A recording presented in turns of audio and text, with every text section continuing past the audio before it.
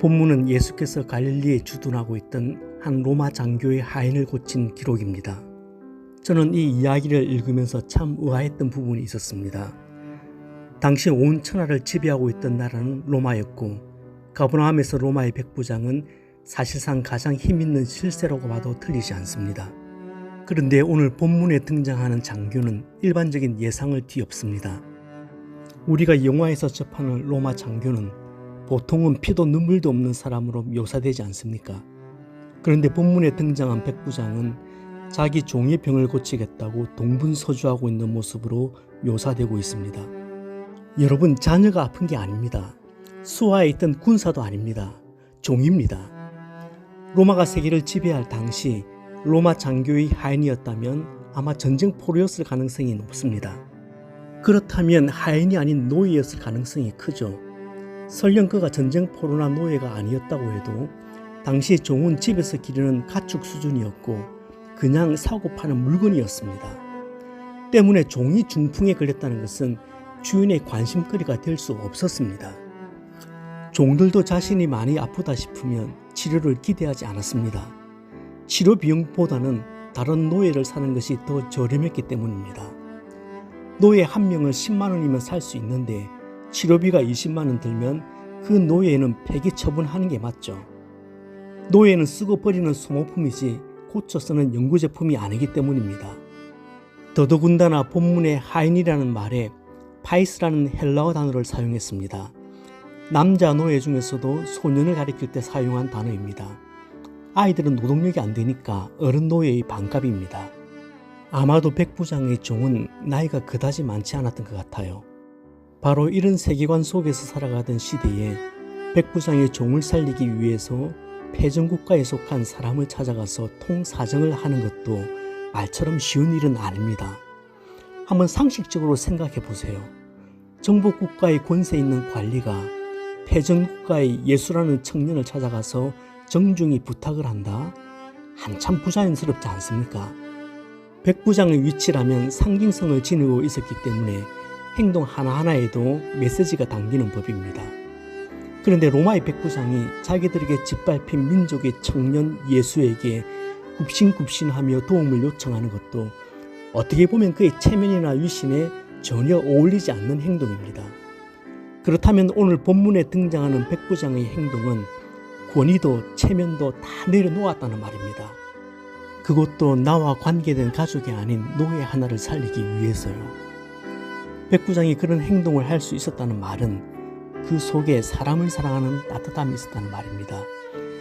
이스라엘에 이만한 믿음이 없다고 칭찬받을 정도였던 그의 믿음도 부럽지만 전 사람을 정말로 사랑할 수 있었던 백부장의 마음이 너무 부럽고 탐이 납니다.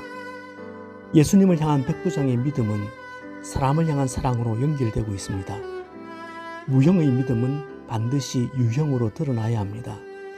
믿음이란 것은 추상명사가 아니라 살아서 꿈틀대는 동사이기 때문에 살아있는 믿음이라면 어떤 형태로든지 그 믿음이 드러나기 마련입니다. 특별히 사람을 어떻게 대하는지를 보면 그 사람의 신앙이 어떤지를 알 수 있습니다. 여러분, 한 공동체로 묶여있는 우리는 어떻습니까? 혹시 서로의 아픔을 충분히 헤아리는 대신 서로를 향한 무례한 은행은 없었습니까? 우리는 정말 충분히 사랑하고 있습니까? 저는 한때 이상주의자였습니다. 이상적인 교회를 꿈꾸었기 때문에 교회 비판에 열을 올리기도 했고 이상적인 교회를 세우기 위해 한 걸음에 갈 수 있는 길도 멀리 돌아오는 수고도 감당했습니다. 그러나 지금 저는 이상적인 공동체를 꿈꾸지 않습니다. 저에게는 그런 이상적인 공동체를 만들 힘도 없을 뿐더러 지상에서는 그런 공동체를 만들 수 없기 때문입니다. 저는 이제 완벽한 공동체를 추구하지 않습니다. 이 교회를 그렇게 끌고 갈 마음도 없습니다. 노 목사 젊었을 때는 그렇게 목에 핏대를 세우며 교회 개혁을 말하더니 나이가 들면서 때가 좀 묻었군. 그렇게 비난한다면 그 비난 고스란히 다 받겠습니다. 그러나 저는 이제 교회가 좀 보입니다. 목회를 하면서 교회의 연약함을 뼈저리게 보고 있고 경험하고 있습니다. 제가 드리고 싶은 말씀은 공동체는 이상이 아니라 사람이라는 것입니다. 교회는 바로 여러분과 저입니다. 그래서 각자에게 주어진 순례길 걸어가면서 그냥 조금만 더 사랑하며 신앙생활을 하고 싶습니다.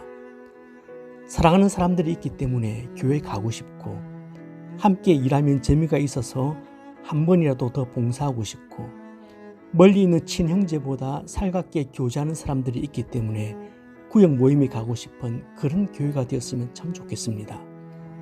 그래서 처음 교회 찾아오는 분들도 교우들이 서로 사랑하는 것이 피부로 느껴질 정도로 정이 넘치고 사랑이 넘치는 교회였으면 좋겠습니다. 소명교회의 색깔 1번은 사랑으로 소문난 교회가 되는 것입니다. 그래야 선교도 구제도 전도도 교육도 그리고 교회의 갱신과 개혁도 방향이 바로 잡히는 겁니다. 어느새 올해도 마지막 분기를 맞았습니다. 인생이 긴 것 같으면서도 사실은 짧고 세월은 참 빨리 흘러간다는 것 다 느끼실 겁니다. 누군가의 말처럼 사랑하기에도 너무 부족한 시간입니다. 따뜻한 시선으로 서로를 바라보시길 바랍니다. 디트리 보네프 목사님의 말이 아주 인상적입니다. 공동체를 사랑하는 사람은 공동체를 죽이고 형제를 사랑하는 사람은 공동체를 세운다. 100번 들어도 100번 옳은 얘기입니다. 우리 정말 충분히 사랑했는가? 우리 충분히 사랑하고 있는가? 한 해의 마지막 분기를 맞이하고 있는 각자에게 꼭 이 질문 던져보시길 바랍니다. 흐르는 강물처럼 아마 이 영화 많이들 보셨을 겁니다. 시카고 대학의 영문학 교수였던 노먼 맥클레인의 자전적인 소설을 영화로 만든 것인데 인생에 대한 깊은 통찰을 주는 영화입니다. 영화에서 주인공들의 아버지, 임종을 앞둔 맥클레인 목사님의 마지막 대사로 설교를 마무리하려고 합니다. 누군가를 완전히 이해한다는 것은 불가능합니다. 그렇다 해도 우린 사랑할 수 있습니다. 완전히 이해할 수는 없지만 온전히 사랑할 수는 있습니다.